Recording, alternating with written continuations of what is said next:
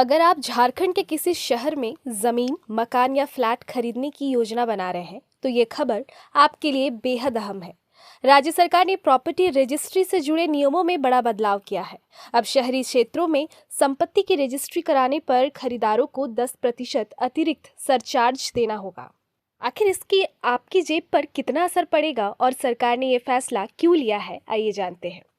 झारखंड सरकार ने झारखंड नगर पालिका भूमि भवन स्थानांतरण अधिभार नियमावली 2026 लागू कर दी है।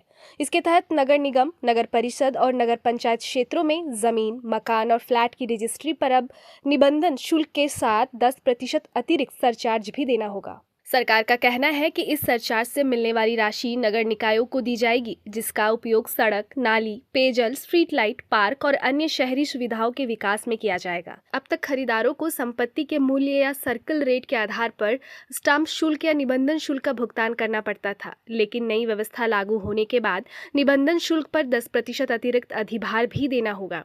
यानी अब शहरों में प्रॉपर्टी खरीदने की शुरुआती लागत पहले से अधिक हो जाएगी। उदाहरण के तौर पर यदि कोई व्यक्ति 50 लाख रुपए की संपत्ति खरीदता है, तो पहले स्टाम्प शुल्क और निबंधन शुल्क मिलाकर 3,50,000 रुपए चुकाने पड़ते थे। अब इसी राशि का 10% यानी 35,000 रुपए अतिरिक्त सरचार्ज देना होगा।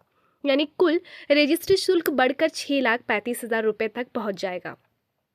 नई व्यवस्था को लेकर रियल एस्टेट सेक्टर ने चिंता जताई है। कारोबारियों का कहना है कि पहले से ही रजिस्ट्री महंगी है और अतिरिक्त सरचार्ज से खरीदारों पर आर्थिक बोझ पड़ेगा। हालांकि सरकार का दावा है कि इससे मिलने वाला राजस्व शहरों के बुनियादी ढांचे को मजबूत करने में खर्च किया जाएगा।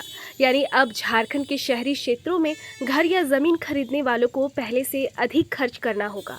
हालांकि सरकार इसे शहरों के विकास की दिशा में बड़ा कदम बता रही है। ऐसे में यह देखना दिलचस्प होगा कि बढ़े हुए शुल्क का लाभ आम लोगों को बेहतर शहरी सुविधाओं के रूप में कितनी जल्दी मिल पाता है।